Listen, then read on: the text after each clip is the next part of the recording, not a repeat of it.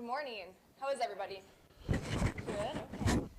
My name is Cara Decker. I work for Grand Valley Metro Council, and I help manage the local stormwater permits for communities that have MS4 permits. So this morning, I'm just going to spend a few minutes talking about the updated stormwater standards and kind of set us up to have this conversation. We're talking about products later and how we can use them in our site design when we're looking at development and redevelopment and how those kind of fit into the new stormwater standards. Perfect.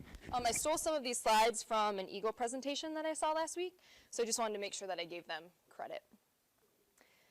We know that stormwater runoff is a huge source of pollution because when we have rain events, or like today when we have a lot of snow melt, all of that water is running across our impervious surfaces, so the roofs of our houses and buildings, over our driveways and large parking lots. It's going directly into storm drains and then right to our local lakes, rivers, and streams. It's not going to a wastewater treatment plant to get treated before it's hitting those water bodies. So there are some regulations that we have to follow to make sure that we are not impairing our local waterways with that polluted runoff.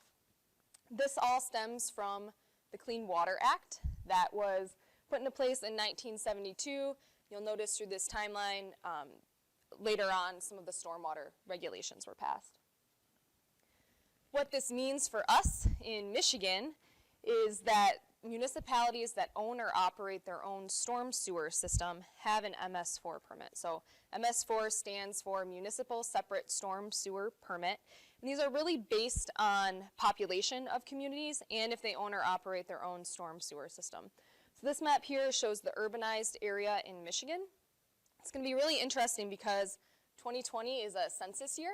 So as the urbanized area expands, we're going to see the expansion of where these stormwater regulations take effect. Moving a little bit closer to home in West Michigan, communities have been working together on a regional watershed scale for many, many years, and that means that they are all working to the same development and redevelopment standards to meet this permit guidance. So most recently, the Kent County Drain Commissioner was issued their new MS4 permit on February 1st of this year. So if you are submitting a site plan for review by the Drain Office in Kent County, you now have to make sure that your site is following these new stormwater standards that I'm going to talk about in a minute. Through Metro Council, the communities that we work with are the communities in the lower Grand River watershed, which is shown in the light green area here. So you'll notice that we have most of our communities are on the Grand Rapids metro area, and then we have some communities that are out towards the lakeshore. I also included the cities of Holland and Zeeland on here because they are also following similar new development rules. And Holland and Zeeland have already adopted their new stormwater standards. Okay, so what is our traditional approach to stormwater management? Say you're designing an industrial park, and we need to make sure that we account for some sort of stormwater infrastructure, right? What do those stormwater facilities traditionally look like? Ponds. Yeah, some sort of detention or retention pond, right? We want to make sure that we're getting that water away from those buildings and parking lots as fast as possible to minimize flooding and get it someplace where we don't really need to worry about it, right? Why?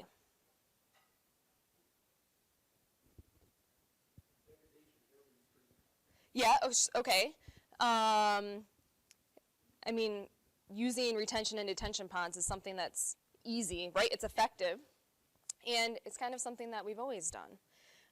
However, we are seeing more frequent, intense rainstorms, and so maybe some of our traditional approaches to that stormwater infrastructure isn't really going to meet our need anymore for the new types of rain events that we're seeing.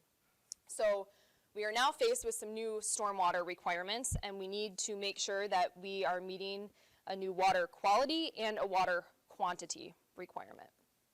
So as far as water quality goes, we have this new TSS requirement that we need to meet. So we know that the highest concentration of pollutants is going to come during the very first part of a rain event, right? So we need to make sure that we are now treating that first inch of rainfall to reduce it by 80% of the total suspended solids in that first flush. As far as the water quantity portion goes, we have some new channel protection requirements.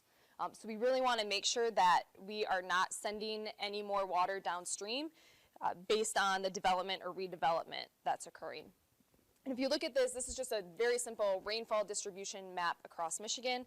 I just want to make sure that we're keeping in mind, depending on where we're developing, that 2-year 24-hour storm is going to look different. So if you're developing in Kent County, that design isn't going to exactly look the same as if you were on the east side of the state.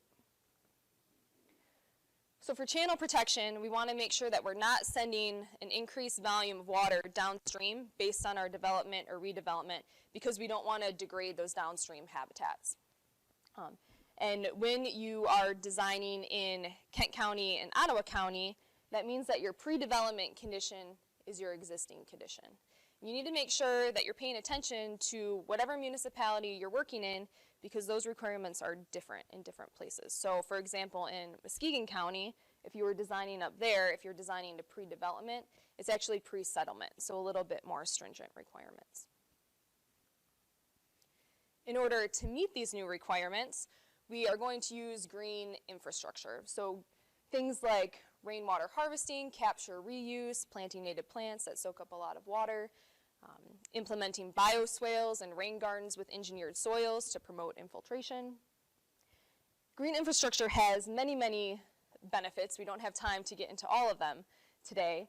But besides just meeting these new stormwater standards for development and redevelopment, they're also going to help us meet some other permit requirements, especially when we're looking at TMDL or certain pollutants and making sure that we're minimizing those pollutants that reach our local waterways.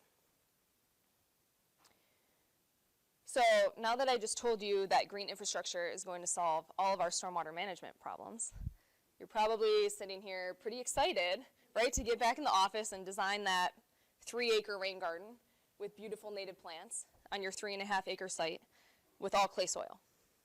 And that's going to work, right? No, it's not practical.